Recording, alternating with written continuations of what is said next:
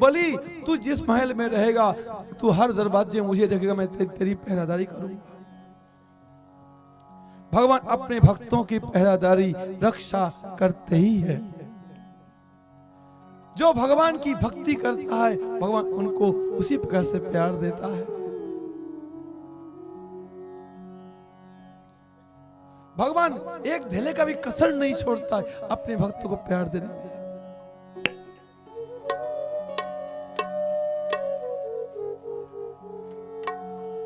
महाराज बलि को सुतल राज्य दिया और बलि जिसमें जहां पर रहता है उस घर के 52 दरवाजे हैं और 52 दरवाजों में भगवान अपने पहरेदारी कर रहे हैं। और इंद्र को स्वर्ग राज्य देने पर इंद्र भी कहता है प्रभु आप भी मेरे साथ चलेंगे स्वर्ग में। भगवान एक रूप में स्वर्ग में गए। भगवान का नाम पर उपेंद्र, उपेंद्र नाम से भगवान स्वर्ग में पूजे जा रहे हैं। और इंद्र ने भगवान उपेंद्र देव को अपना सर्वस्व समर्पण करके उनके सेवक बन के सेवा कर रहे हैं।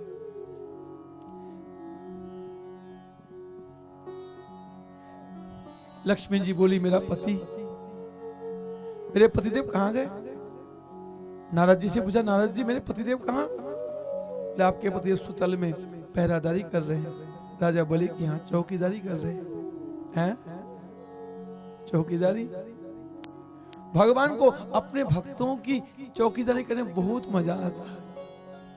भक्तों की रक्षा करने में, भक्तों की सेवा करने में भगवान को बहुत मजा आता है। भक्त भगवान की सेवा करके जितना खुश होता है भगवान भी भक्त की सेवा करके उतना ही खुश होते हैं।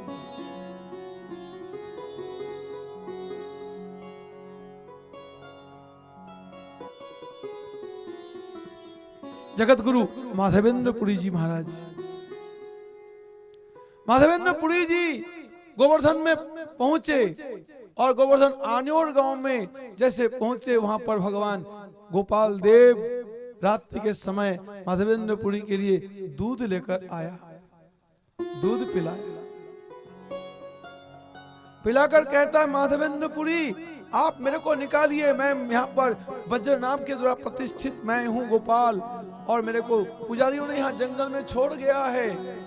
यवनों के डर के मारे यवन लोग हमारे मंदिर को तोड़ते हैं, मूर्तियों को फोड़ देते हैं, तो यवनों के डर के मारे हमारा यहाँ पर छोड़ गए हैं। आप हमको निकालकर आप मेरी सेवा कीजिए। मैं आपके हाथ की सेवा लेने की इंतजार कर रहा हूँ। कब माधव आसी मोर करीबे सेवन। गांव में आदमी तो बहुत है कि सबकी सेवा भगवान लेते नहीं है। भगवान सेवा उसी की लेते जिसका अंतःकरण निर्मल है, जिसके अंदर में भगवान के प्रति विशेष प्यार है, उनकी सेवा भगवान लेते हैं, पसंद करते हुए उनकी सेवा। माधवेंद्र पुरी जी ने भगवान गोपाल देव जी को प्रकट किया और प्रकट करके महाराज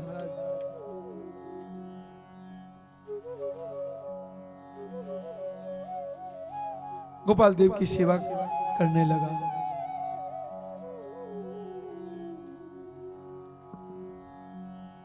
गोपाल देव की सेवा माधवेंद्र पुरी जी रोजाना खूब राज उपचार से बढ़िया, खूब विधि विधान से, खूब सुंदर ढंग से भगवान की सेवा करने लगे।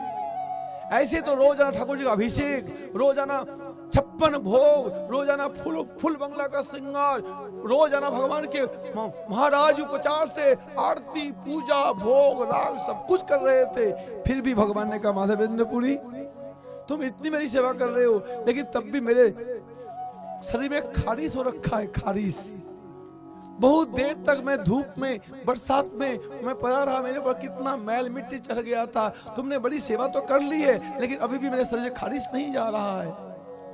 बोलो राधे राधे। पत्थर की मूर्ति में खारिश ये कोई संभव है? जो लोग कहते मूर्ति, भगवान की मूर्ति को देख के पत्थर बोलते हैं, महाराज वो बहुत बड़े अपराध कमाते हैं। वो लोग बहुत बड़ा अपराध है। ये मूर्ति पूजा का विधान वैदिक काल से, जुगो जुग से मूर्ति पूजा का विधान है।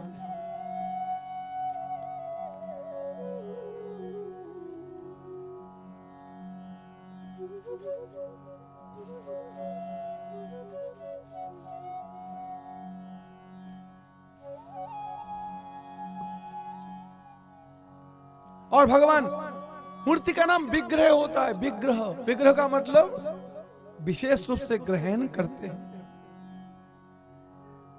भगवान विशेष रूप से भक्तों की सेवा को स्वीकार करने के लिए और विग्रह के रूप में प्रकट होते हैं।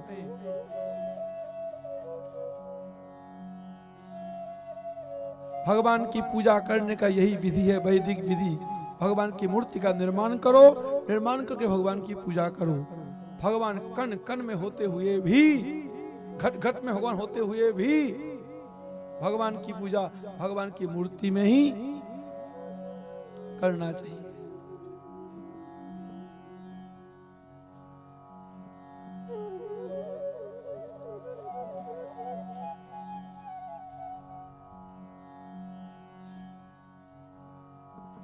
जो लोग कहते हैं मूर्ति पूजा मतलब पत्थर पूजा,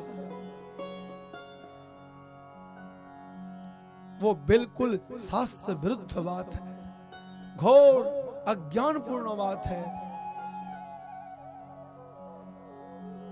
मूर्ति पूजा कोई पत्थर पूजा नहीं है।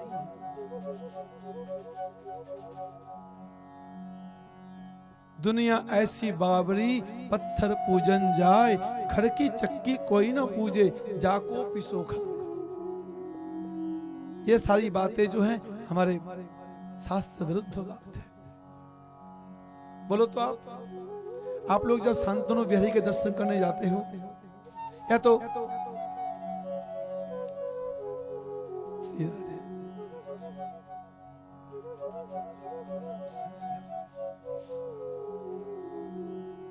बद्रीनाथ जी जाते हो, जगन्नाथ जी जाते हो, जगन्नाथपुरी में क्या पत्थर की पूजा करने जाते हो?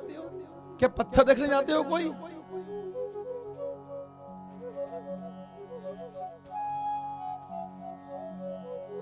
महाराज, जो कोई जाता है बद्रीनाथ जगन्नाथ कहीं भी जाता है, हृदय में भावना पैदा होती, मैं भगवान के दर्शन करने जा रहा।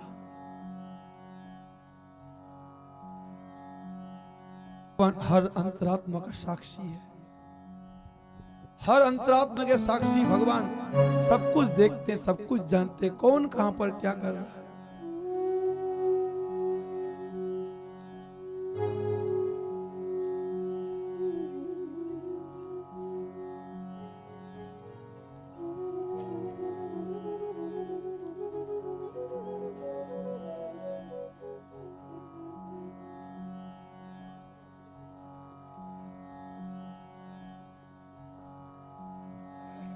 वृंदावन में बांके बिहारी जी हैं, राधा रमन लाल जी महाराज हैं,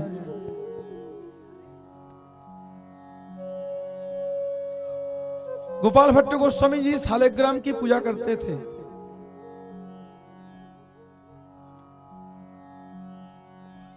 बड़ी श्रद्धा के साथ, बड़े प्रेम से शालिग्राम की पूजा करते थे। और उनके मन में कभी भाव पैदा हुआ कि भगवान अपने हाथ पैर सिर प्रकट करें और भगवान को मैं बंशी धारण करवाऊं, मुकुट धारण करवाऊं, कपड़े पहनवाऊं। मन में ऐसा इच्छा हुई गोपाल भट्ट गोस्वामी जी की, और जैसे भक्त के मन में इच्छा हुई और भगवान उसी प्रकार जैसे उनकी इच्छा हुई, ऐसी प्रकार से भगवान ने क्या काम किया, अपने आप को प्रकट किया। शालिग्राम में से शालिग्राम टूट करके मतलब वो भगवान राधा रमन देव के मूर्ति प्रकट हुआ है। और वो शालिग्राम नेचुरल रूप से उनके शरीर में चिपका हुआ। ये नहीं कि शालिग्राम अलग है और वो मूर्ति अलग है, शालिग्राम से मूर्ति के रूप में भगवान प्रकट हुआ है। आज विराजमान है वृंदावन में। बांके बिहारी जी किसी कारीगर ने नहीं बनाया, महाराज स्वामी हरिदास जी के भक्ति भाव ने भगवान को प्रत्यक्ष करा दिया। आज पूरे विश्व के सामने वो देवता मौजूद है। महाराज वृंदावन से साक्षी गोपाल जी साक्षी देने के लिए दक्षिण भारत में गए, साक्षी देने, और पैदल चल चल के गए। पत्थर की मूर्ति अगर होती और पत्थर होता मूर्ति तो पैदल चल के कैसे जाती? इस पत्थरों में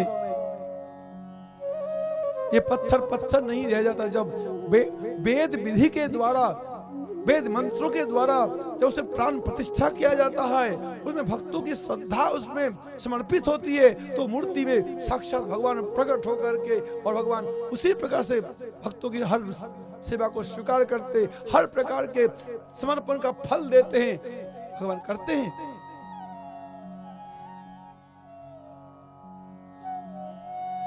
बंगाल में एक विष्णुपुर बोल के जगह है, विष्णुपुर डिस्ट्रिक्ट बांकुड़ा में। यहां पर भगवान राधा मदन मोहन जी की मूर्ति है। और इस मदन मोहन जी की मूर्ति ने क्या काम किया? राजा, वहां का राजा था गोपाल सिंह। गोपाल सिंह राजा का नियम था, एकादशी वाला दिन, एकादशी हम व्रत करेंगे, कीर्तन करेंगे, उस दिन हम लड़ाई झगड़ा नहीं करेंगे किसी से। ये मौका पाया कि मुसलमानों ने उसी दिन हमला कर दिया। जैसे हमला किया, पूरे राज को दखल करने लगा, तो भगवान राजा के पास खबर पहुंचा कि राजन, मुसलमानों ने हमला कर दिया है, आक्रमण कर लिया, इतना घेर लिया, इतना मकान तोड़ दिया, इतने लोगों को पकड़ लिया। लेकिन राजा ने तभी आदेश नहीं दिया। राजा ने कहा आप हरि कीर्तन कीजिए, आप लोग हरि नाम कीजिए, आज एकादशी है, लड़ाई झगड़ा नहीं करना। मगर राजा ने अपनी निष्ठा को नहीं छोड़ा। भगवान मदन मोहन देव ने 2 कमान लेकर के गए और जाकर के जितने भी वो मुसलमान लोग आए हुए थे आक्रामक होकर के, भगवान ने सबको मार के खदेड़ डाले, मार के खत्म कर दिए, खदेड़ डाले। बहुत लोग भाग गए और बहुत लोग मर गए। अंत में राजा को खबर मिला कि ये भगवान मदन मोहन जी ने खुद कमान लेकर के, और भगवान वो कमान अभी भी उसी प्रकार से जहाँ लड़ाई कर रहे थे वहां पर वो कमान रखा हुआ है। भगवान के कपड़े भी वहां पर फंसे पड़े हैं।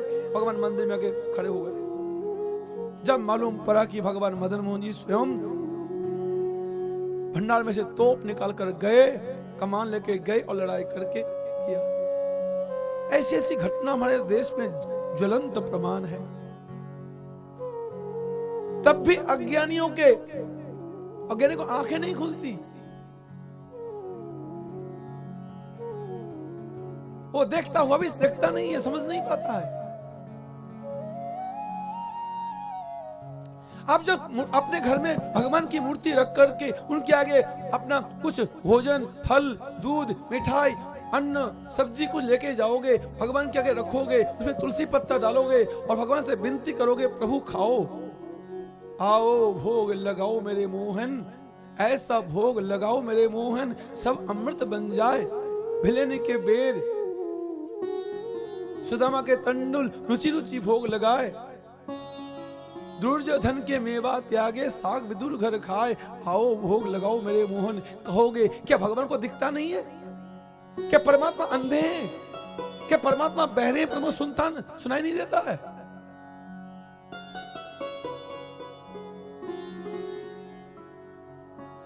तुम्हारे अच्छे बुरे कर्म को देखने वाला परमात्मा नहीं है क्या?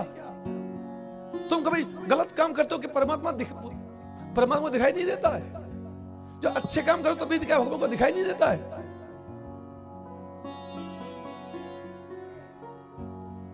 अगर घर में तुम भगवान की इस प्रकार से पूजा करते हो, मूर्ति रखते हो, तो तुम पूजा कर सकोगे। अगर मूर्ति नहीं होगी तो पूजा किसकी करोगे? दीवार में, दीवार को माला पहनाओगे? क्या दीवार को प्रणाम करोगे?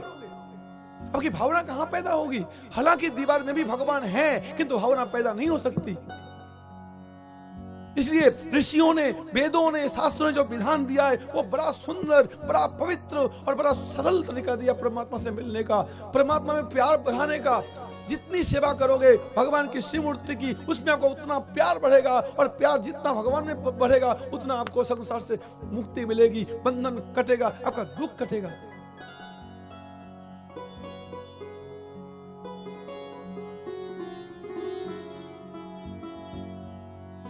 वेद में मूर्ति पूजा का विधान वेद में लिखा है। भगवान वेद कहते मूर्ति पूजा करो। भागवत में भगवान खुद अपने मुंह से बोलते, मदर्चा स्थापने श्रद्धा सर्वभूतेषु मन्मति, मेरी अर्चा स्थापना करो, करके मेरी पूजा करो।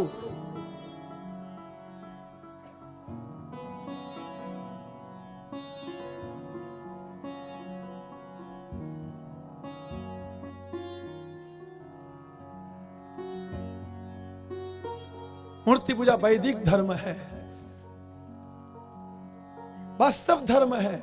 सरल उपाय से भगवान में लगाया जा सकता हो, उनको पाया जा सकता। भगवान चैतन्य महाप्रभु जी कहते श्रद्धा के साथ भगवान के श्रीमूर्ति की पूजा करें।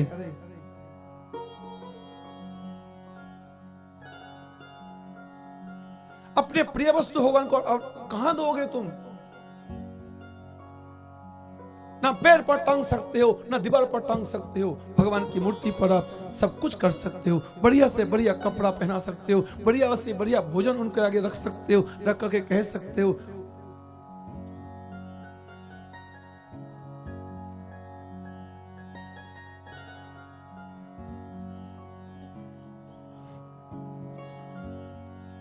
माधवेंद्रपुरी जी के सामने भगवान प्रकट होकर के उनका भोग खाया। उनसे कहा मेरे को खारिश हो रही है, मेरे लिए चंदन ले आओ। माधवेंद्रपुरी जी चंदन लाने के चले गए जगन्नाथपुरी। वहां गोपीनाथ जी के मंदिर मिला, रास्ते में दर्शन किया। पुजारी से पूछा आप लोग क्या क्या भोग लगाते हो? पुजारी ने कहा हम लोग खीर भोग लगाते हैं, जो खीर पूरी दुनिया में कहीं नहीं बन पाती। माधवेंद्रपुरी जी की इच्छा हुई एक थोड़ा सा भी मुझे चखने को मिलता, मैं अपने ऐसा ही खीर भोग लगाता। किंतु माधवेंद्र जी का नियम था कहीं मांगना नहीं, मांगे नहीं तो पुजारी ने दिए भी नहीं। माधवेंद्रपुरी जी मंदिर बंद होने से पहले मंदिर से बाहर आकर के एकांत जगह में जाके बैठ गए। बैठ करके भगवान के नाम कीर्तन कर रहे थे। रात्रि 12 बजे का 1 बजे का समय था। भगवान ने पुजारी को जगाया, पुजारी उठो, पुजारी उठो, मेरे कपड़े के भीतर खीर रखा हुआ है। मेरा परम भक्त आया था माधवेंद्रपुरी, तुम लोगों ने उनको खीर, उनको कुछ सत्कार नहीं किया, उनको मेरा प्रसाद नहीं खिलाया, उनके लिए मैंने खीर की चोरी करके रखी है, वो खीर उनको दे के आओ, अब भी दे के आओ। अभी पुजारी को सोने नहीं दिया। पुजारी उठा, पुजारी उठ करके जैसे ही मंदिर खोल के देखा भगवान के कपड़ों के भीतर वो खीर रखा है। पुजारी हैरान हो गया, पूरा कुल्हड़ का कुल्हड़ खीर कहां से आ गया? हम तो खीर भगवान को भोग लगा के हम बाहर लेके लोगों को बांट भी दिए, ये पता नहीं 12 कुल्हड़ में भोग लगता है, एक बार 6 बार भोग लगता है, और एक एक बार में 12 कुल्हड़ों में। कब भगवान ने एक कुल्हड़ उसमें से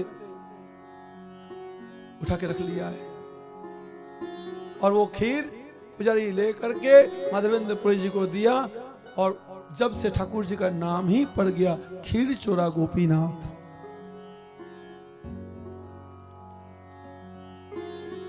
महाराज भगवान भक्तों की रक्षा करते, भक्तों की सेवा लेते हैं, भक्तों की हर इच्छाओं को पूर्ण करते। योगक्षेमम वहाम्यहम्। आज बलि से कहा, बलि तू हर दरवाजे मुझे पाएगा, हर दरवाजे मुझे पाएगा। बलि महाराज जी सुतल में उसी प्रकार से देखा। और भगवान सिर्फ बलि की रक्षा नहीं कर रहे हैं, जो जो शरणागत है सबकी भगवान रक्षा कर रहे हैं, सबकी, बलि की, सबकी। सूरदास बिल्लमंगल जी वृंदावन में आए, अपने हाथों आंखें फोड़ करके भगवान ने उनके बाह पकड़ पकड़ के वृंदावन लाया। रास्ते में उनको रोटी खिलाया, भगवान ने स्नान करवाया, लेट्रिन के लिए पानी दिया। सूरदास जी को भगवान ने सारी सेवा भगवान करता हुआ आया।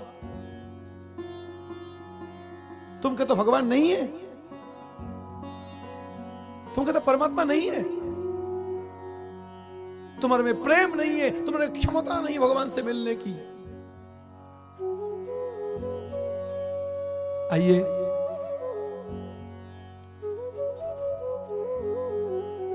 कहा जाता है लक्ष्मी जी सुतल में गई भगवान के पास एक ब्राह्मणी बनकर के। राजा बलि के पास पहुंचती है, महाराज मैं बहुत गरीब ब्राह्मणी हूं, मेरी बड़ी इच्छा है आपके गुणों को सुन करके, आपकी महिमा सुन करके मैं बहुत प्रभावित हूं, आपके पास आई हूं। मेरे मन की बड़ी इच्छा पर कहने में मैं डर रही हूं, कैसे कहूं?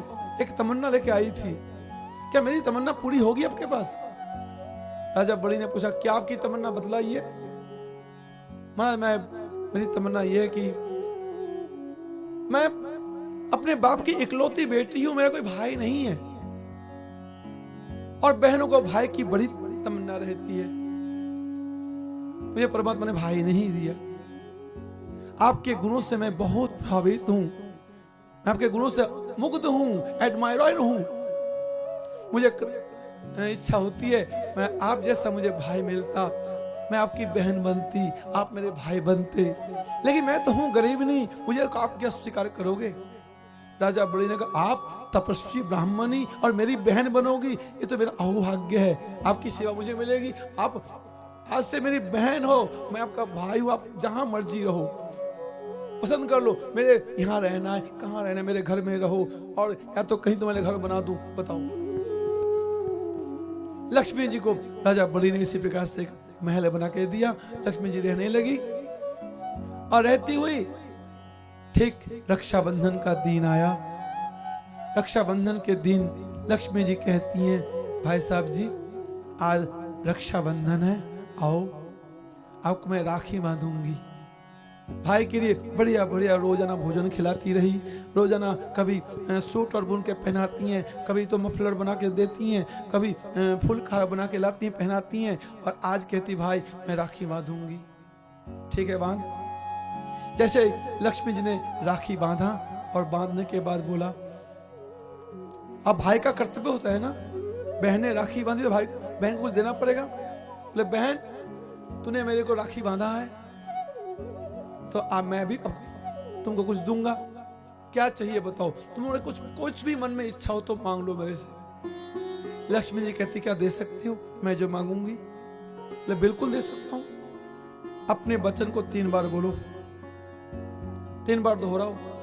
राजा बलि ने 3 बार दोहराया। जैसे दोहराया कहा कि आपने आपके यहाँ जो चौकीदार है ना, वो चौकीदार मुझे दे दीजिए। हैं तू मेरा कलेजा को मांग रही है? तू कौन है बता, अपने आप को अपना पता बता। लक्ष्मी ने अपना चतुर्भुज रूप में दर्शन दिया। जो दर्शन भाई तो महालक्ष्मी है। साथ साथ राजा बलि कहे उठे, बहन मेरी लक्ष्मी मैया, तू मेरी माँ है, तू मेरी बहन है, तू ले ले अपने पति को और लेके दोनों पति पत्नी रहो, जाना नहीं दोनों। तब से भगवान लक्ष्मी नारायण राजा बलि के दरवाजे में आज तक पहरा दे रहे हैं और पूरा कल्प काल तक पहरा देंगे। और सिर्फ कल्प काल ही नहीं, जुगो जुग तक, अनंत काल तक भगवान अपने भक्तों की रक्षा करते रहेंगे। कौन्तेय प्रतिजानीहि न मे भक्त प्रणश्यति।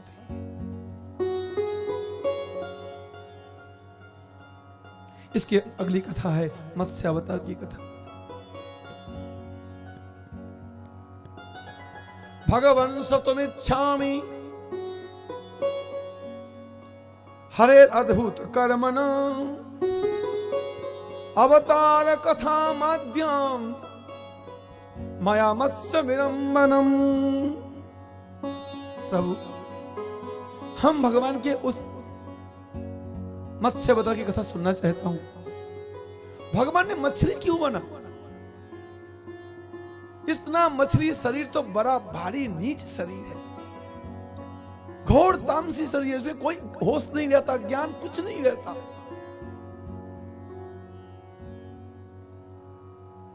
आप एक गाय के सामने कुछ हड्डी मांस दे दो, गाय नहीं खाएगी। गाय में होश है।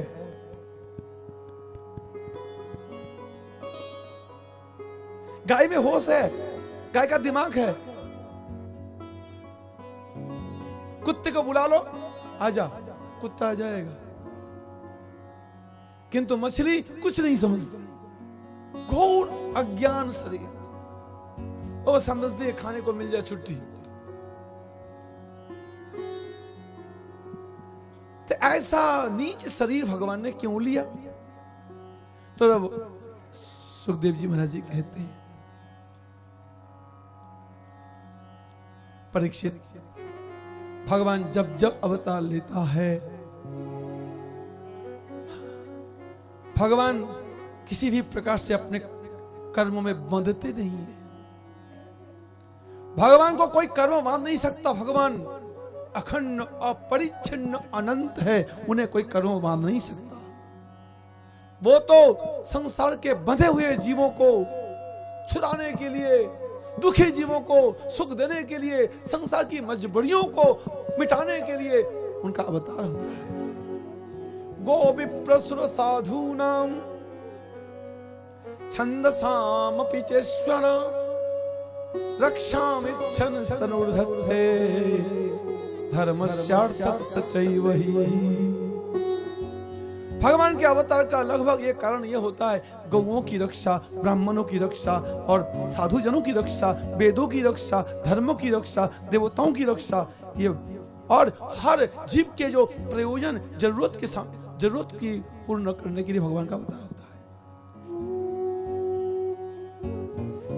जीवों के परेशानी को मिटाने के भगवान का अवतार होता है। जब भी भगवान अवतार लेते हैं, किसी भी रूप में ले सकते हैं।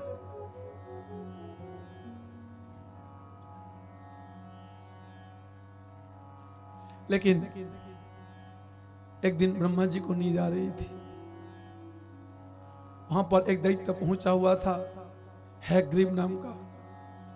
हैग्रीव दैत्य ने फटाफट सारे वेद शास्त्र उपनिषदों को, वेदांतों को लेकर के एकदम अपहरण करके लेके चल पड़ा। ब्रह्मा जी को नींद खुलते ही दिखाई दिया, शास्त्र एक भी नहीं, वो लेके भाग रहा है। कौन भाग रहा? वो दैत्य भाग रहा है। उनसे वेद छुड़ाने के लिए, शास्त्र को छुड़ाने के लिए बड़ी कोशिश की, लेकिन वो इतना बलवान था, ब्रह्मा जी कुछ ना कर पाए। सीधा ब्रह्मा जी ने भगवान से प्रार्थना की, हे प्रभु, ये धर्मशास्त्र चरित्रहीन दुष्टों के हाथ चला जा रहा है, प्रभु रक्षा करो।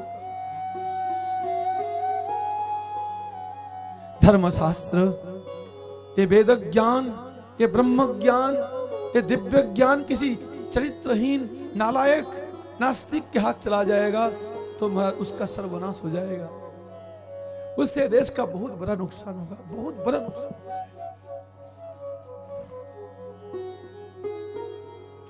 तपो विद्या च विप्राणाम निश्चयस करेयुः तेव दुर्विनीतस्य क्रियते कर्तु अन्यथा।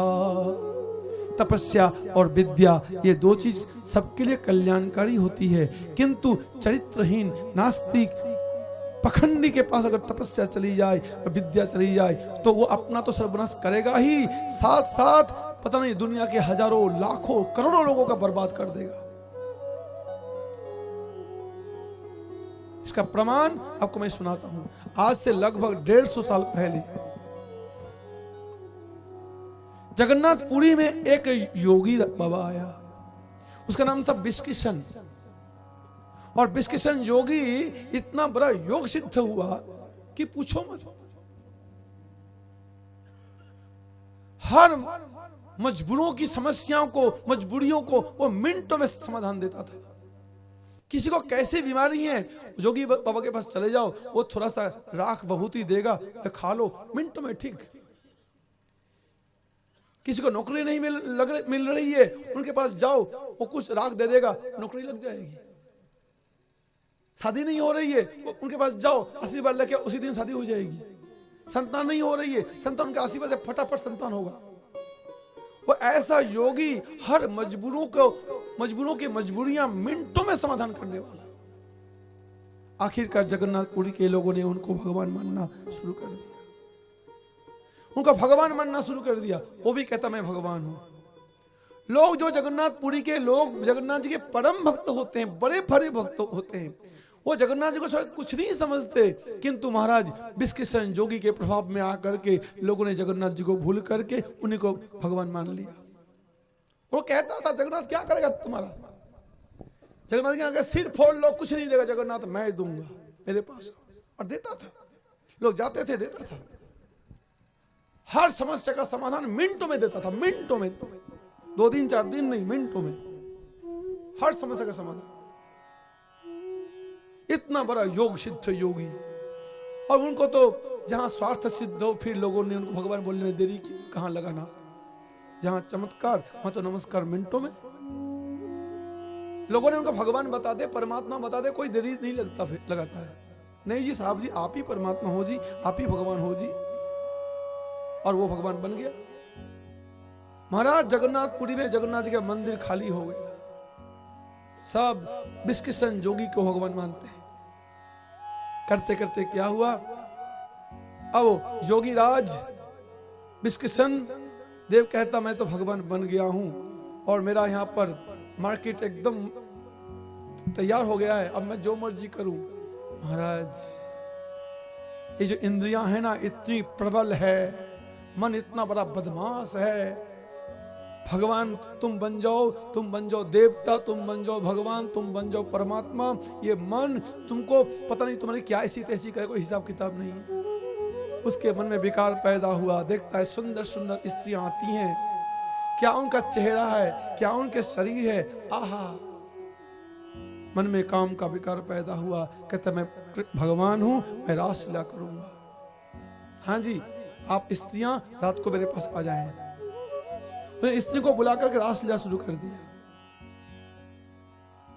महाराज फिर तो जगन्नाथपुरी के जो थोड़ा सा समझदार लोग हैं उन लोग को बुरा लगा, उन लोग को फील हुआ। पर जिन को भेद बुद्धि वाले, मोटी बुद्धि, वो तो बिल्कुल महसूस नहीं करता, कोई बात नहीं, हमारे गुरु जो मर्जी करते हैं भगवान ही, उनका दोस्त नहीं देखता। फिर गुरु तो गुरु ही है, गुरु कुछ भी कर सकते हैं, उनका पीछे का देखना नहीं चाहिए, आगे आगे देख लो, गुरु दर्शन कर लो, प्रवचन सुन लो, छुट्टी।